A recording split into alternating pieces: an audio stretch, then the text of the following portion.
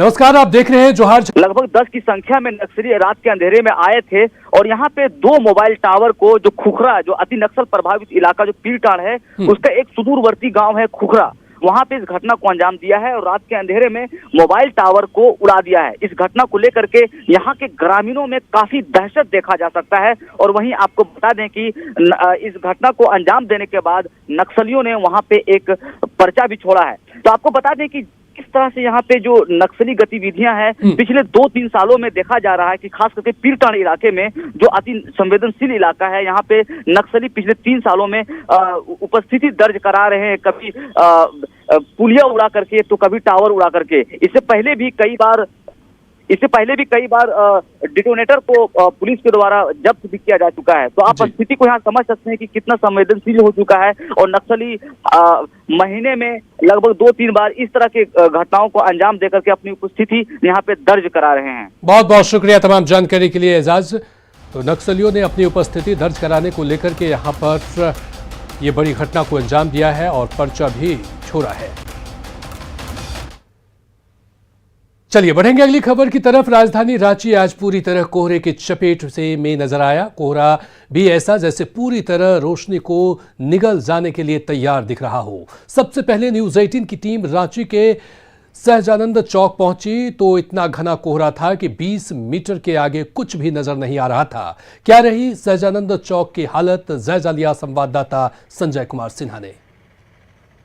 आज किस तरह कोहरे की चपेट में है, इसका एक नज़ारा आपको दिखलाते हैं। हम इस समय राजधानी रांची के सहजानंद चौक पर खड़े हैं और आप देख सकते हैं क्या सुबह से ही राजधानी पूरी तरह कोहरे की चपेट में है और विजिबिलिटी इतनी कम है कि आपको 20 मीटर से दूर अगर आप देखना भी चाहें तो आपको कुछ भी नजर नहीं आएगा।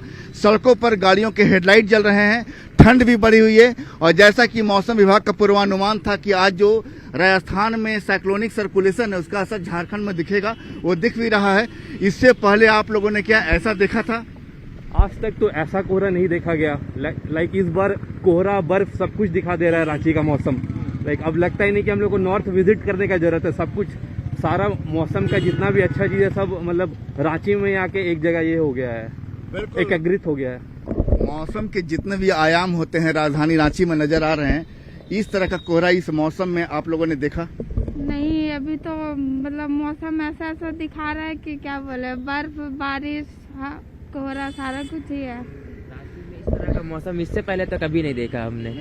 शानदार, बिल्कुल लोग तारीफ कर रहे हैं मौसम की और आप देख रहे हैं यहाँ पर कुछ और। बाबा, आप तो कई मौसम राजधानी रांची के देखे हैं, इस तरह का इस साल जो है ऐसा कोहरा देखा? नहीं, बिल्कुल नहीं, पहली बार। हाँ, रांची में सब कोहरा पहली बार देखा हूँ ऐसा। हाँ, बारिश बहुत जगह देखा हूँ लेकिन रांची में पहली बार। हाँ, तो आप देख रहे हैं कि कोहरे का असर किस तरीके से है। सड़कों पर धुंध काफी ज्यादा है और दूर से अगर कोई गाड़ी आती है तो ऐसा लगता है कोई दिया टिमटिमा रहा हो। और समझ जाइए कि ऐसा कुहासा जैसा लोग बता रहे हैं कि इससे पहले राजधानी रांची में इस साल तो कम से कम नहीं देखा गया। मौसम विभाग का जो पूर्वानुमान है कि आज से लेकर 25 जनवरी तक राज्य के कई हिस्सों में बारिश होगी, ओलावृष्टि भी हो सकती है और जो असर दिख रहा है उसका आज से दिखना शुरू हो गया है। और चारों तरफ जहां भी आप देखेंगे हर तरफ आपको कोहरा ही कोहरा नजर आएगा। और अब देख रहे हैं गाड़ियों की हेडलाइट यहाँ पर जली हुई है। यहाँ पर चूंकि एक्सीडेंट की संभावना काफी ज्यादा बढ़ जाती है कोहरे में, लिहाजा लोग एहतियात भी बरत रहे हैं। ये तो नजारा रहा रांची के सहजानंद चौक का। आपको किसी और जगह का भी हम दिखाते हैं, वहां क्या नजारा है। तो सहजानंद चौक का जायजा लेने के बाद न्यूज 18 की टीम ने राजधानी के दूसरे हिस्सों का भी जायजा लिया। जैसे जैसे हम आगे बढ़ रहे थे कोहरा भी दोगुनी गति से अपने पांव फैलाने जा रहा था। दरअसल राजस्थान में आए साइक्लोनिक सर्कुलेशन का असर पूरे झारखंड में नजर आ रहा है और आने वाले 5 दिनों में राज्य के कई हिस्सों में बारिश भी हो सकती है। लेकिन आज के कोहरे ने लोगों को रांची के सालों पुराने मौसम की याद जरूर ताजा कर दी। इसे कोहरा कहें या धुंध, जैसे भगवान भास्कर ने कर ली हो अपनी आंखें मूंद। अगर हम आपको नहीं बताएं कि हम इस समय कहां पर हैं तो शायद आप समझ भी नहीं पाएंगे कि हम राजधानी रांची के किस हिस्से में मौजूद हैं। कोहरा इतना ज़्यादा है कि शायद कैमरा भी मुझे नहीं तलाश कर रहा होगा और समझ जाइए कि कैमरा पर्सन अमीर भी मुझे ढूंढ रहे होंगे कि हम इस समय कहाँ हैं। जी हाँ, हम इस समय राजधानी रांची के राजेंद्र चौक पर हैं और आप देख सकते हैं कि हमारे पीछे जो है ब्रिज है और ब्रिज से जितनी भी गाड़ियां पास कर रही हैं सभी गाड़ियों की हेडलाइट जली हुई है। और आज सुबह से जिस तरीके से कोहरे के चपेट में राजधानी रांची नजर आई, लोगों का साफ कहना था कि ऐसा कोहरा इस साल इस मौसम में नहीं नजर आया। और समझ जाइए कि लोगों को इस मौसम में राजधानी रांची में शिमला भी नजर आया, नैनीताल भी नजर आया, मसूरी भी नजर आई। लोग मौसम की तारीफ करते नजर आए कि उन्होंने एक ही साथ राजधानी में इतनी ज़्यादा ओलावृष्टि नहीं देखी थी। कुछ लोगों ने कहा कि ओलावृष्टि के बाद अब कोहरा नजर आ रहा है। ऐसा मौसम तो हिल स्टेशन पर होता है। शायद राजधानी रांची अपने अंदाज से लोगों को चौंका रही है। कैमरामैन अमित के साथ संजय कुमार सिन्हा, न्यूज़ 18 रांची। बता दें कि झारखंड के मौसम में आने वाले दिनों में उतार चढ़ाव देखने को मिलेगा। पाकिस्तान और राजस्थान से आए पश्चिमी विक्षोभ का पूरे झारखंड पर असर नजर आ रहा है। मौसम विभाग केंद्र रांची के मुताबिक आने वाले 5 दिनों में लोगों को ठंड से थोड़ी राहत मिलेगी, लेकिन 26 जनवरी के बाद एक बार फिर राज्य भर में पारा गिरते नजर आएगा। राज्य भर में 22, 23, 24 और 25 जनवरी को कई इलाकों में हल्की और मध्य दर्जे की बारिश भी हो सकती है। की बात करें तो अगले आने वाले जो 1 से 2 दिन है वहां पे आपको न्यूनतम तापमान में 2 से 4 डिग्री की बढ़ोतरी देखने को मिलेगी। और उसके तत्पश्चात जैसे ये सिस्टम खत्म होता है तो 26 सुबह से आपको जो तापमान में है उसमें आपको फिर से गिरावट देखने को मिलेगी। चलिए बढ़ेंगे अगली खबर की तरफ। संगठित अपराध झारखंड पुलिस के लिए बड़ी चुनौती बन चुका है। इसे देखते हुए न केवल सभी जिलों के एसपी को खास निर्देश दिया गया है, बल्कि एटीएस को भी संगठित अपराध की जड़ों को काटने का टास्क दिया गया है।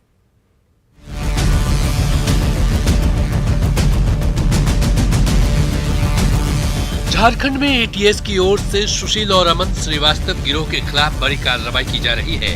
एक तरफ जहां उनके आर्म सप्लाई पर नकेल कसी जा रही है, तो वहीं दूसरी तरफ उनके अर्थतंत्र पर भी नकेल कसी जा रही है।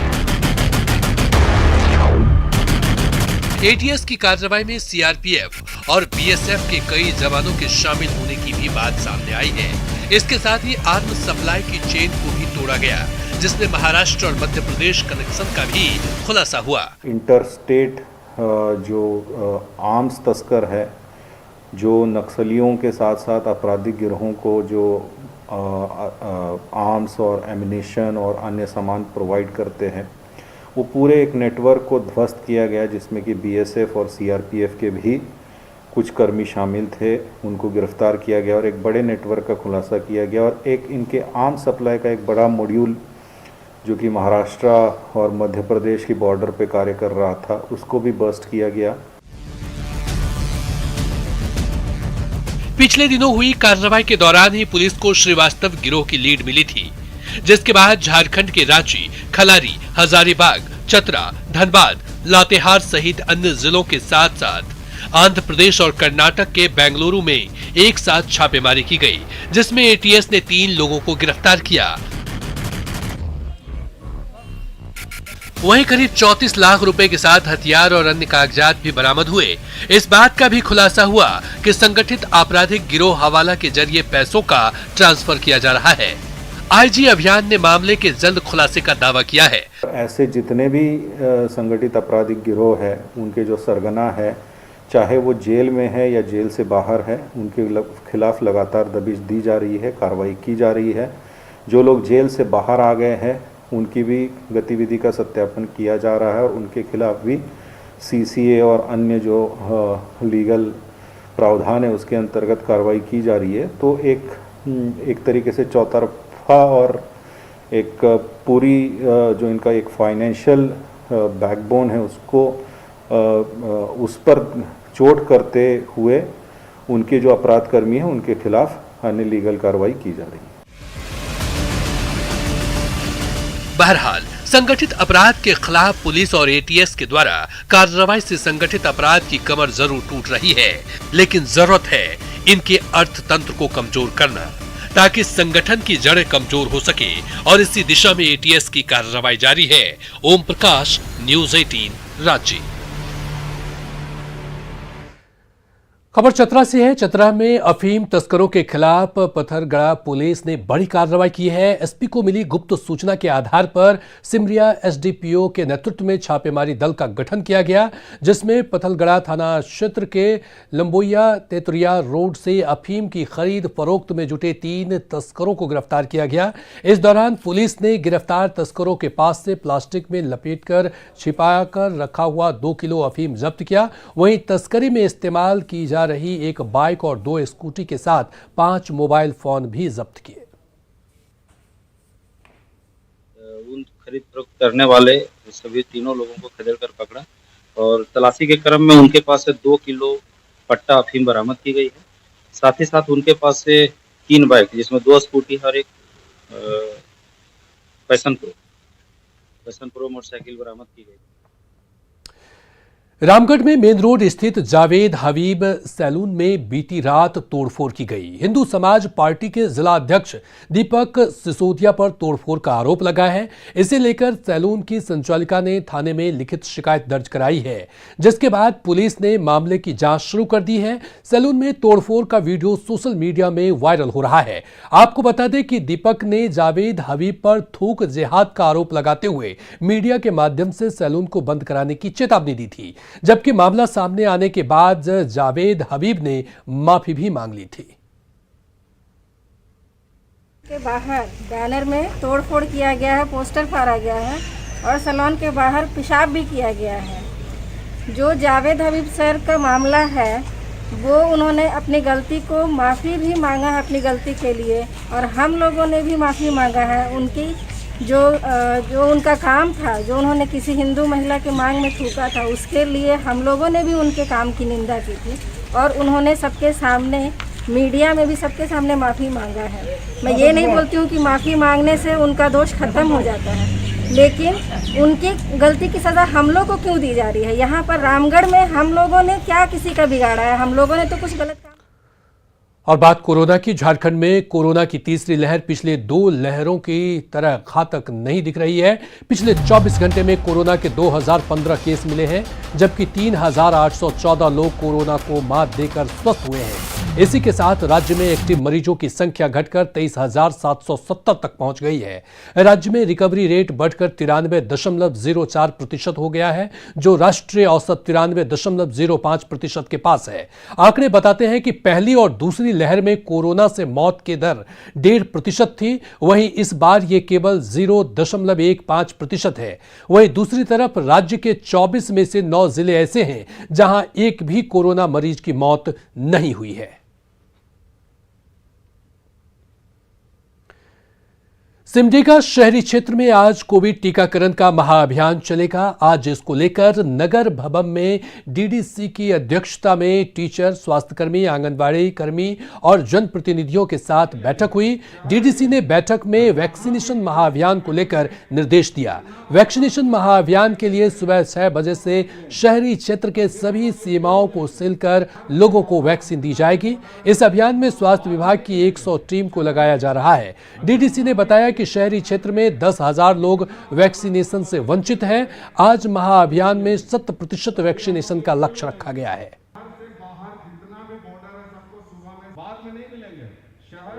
नगर परिषद में अराउंड 10,000 लोग बचे हुए हैं, जो कि 15 से 18 साल के स्कूल के बच्चों के साथ है ये संख्या।